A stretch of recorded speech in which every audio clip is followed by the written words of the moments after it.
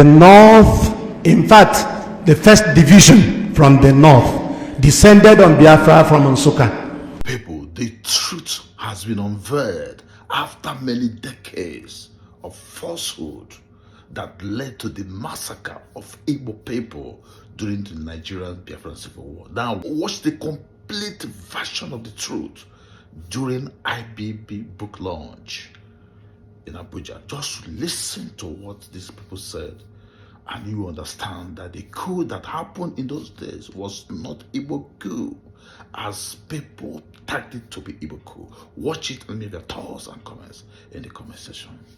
Now, when you are, from the records, we saw that when you are being cross-examined by the council to the commission in Enugu, you said it was the North that waged war on Biafra.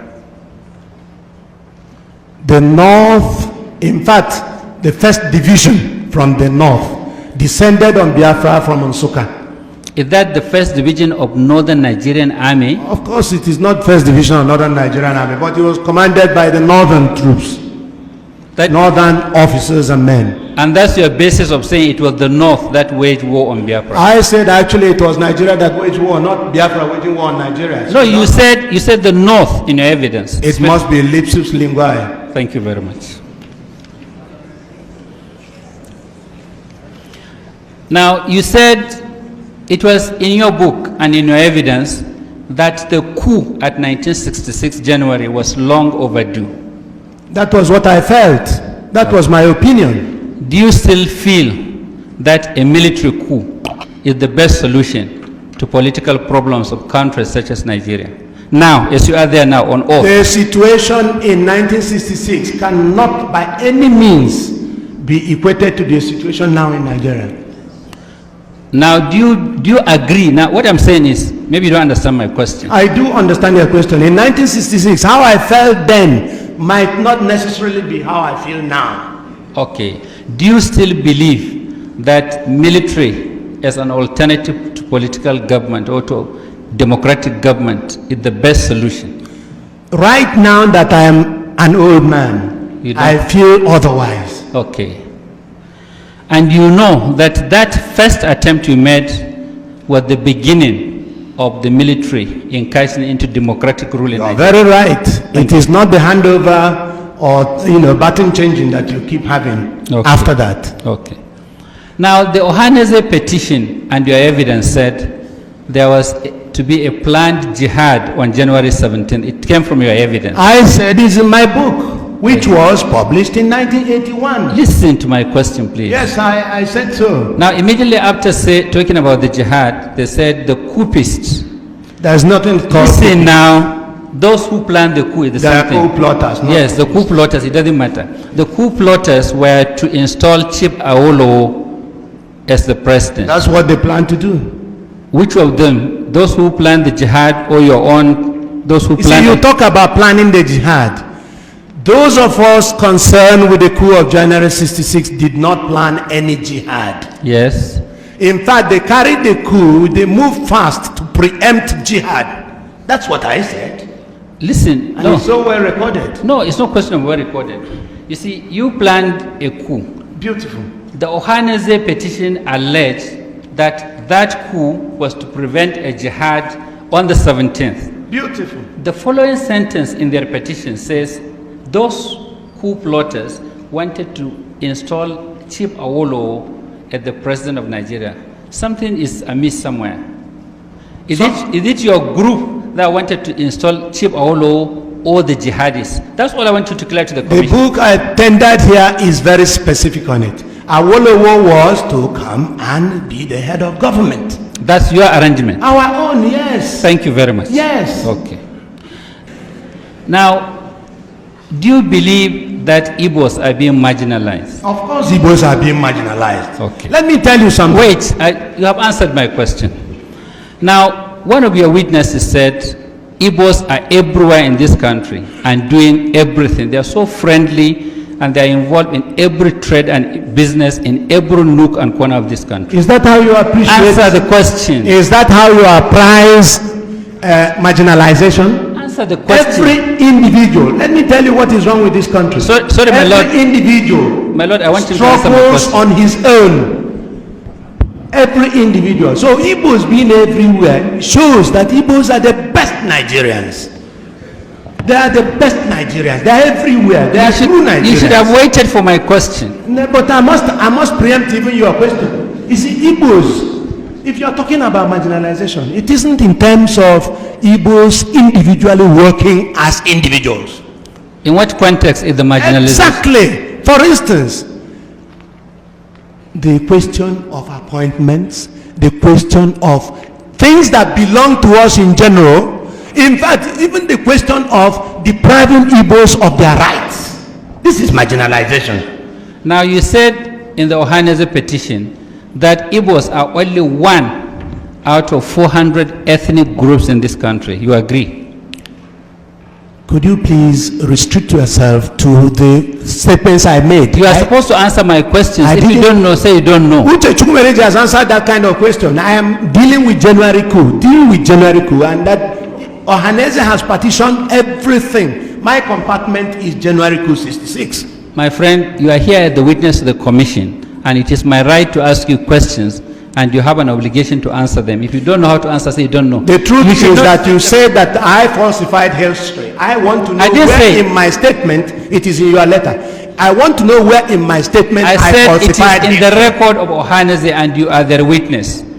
And you agree with me that Ohaneze are complaining of marginalization. Of course. Now, do you agree with what Ohaneze said? I agree that Ohaneze is right in saying that Igbos are marginalized. And they are also right in saying that there are over 400 ethnic groups in Nigeria. There are too many, even more than 400 if you like. And you also agree with what they said, that the Igbos constitute about 16% of the population of this country. I would have said actually 25%. Okay. Now, do you have any statistics to show that the Igbos in appointments do not have up to 25% in the federal service? Do you have any statistics? My If lord, you don't have, say you don't let have. me answer it. Don't rush me. How can you have statistics when we don't have true census figures in Nigeria? I'm not talking How of. can you? You are talking about statistics.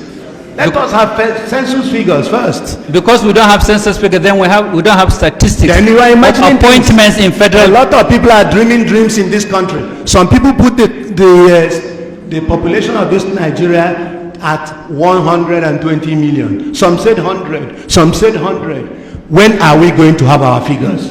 True figures. Please answer my question. We're talking about appointments. You said you are being marginalized in appointments. Do you have any statistics to show that you do not have up to 25%? Ohaneze can supply that, and I believe that Ohaneze has supplied that. They have not supplied it. Well, you go to Ohaneze to supply it. No. Let me go on what I know. Now, military regimes, just like the one you wanted to bring in, come on their own. And when they rule as military regimes. Sometimes, not all the time. Not all the times. If you like, I name your military regimes that used civilians to get on with rulership or governance. Just like civilians use you in 66.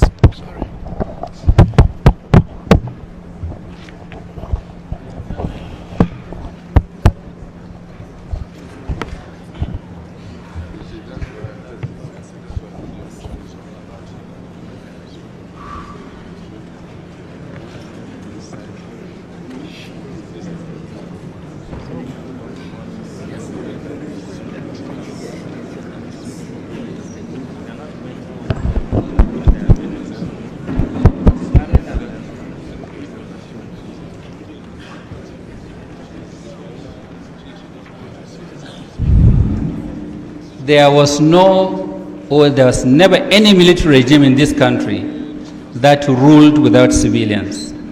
Fair That enough. ruled without civilians. Good. I'm happy you are confirming it. That's what I said. Yes. And there was never any military regime in this country that ruled without representation from across this country.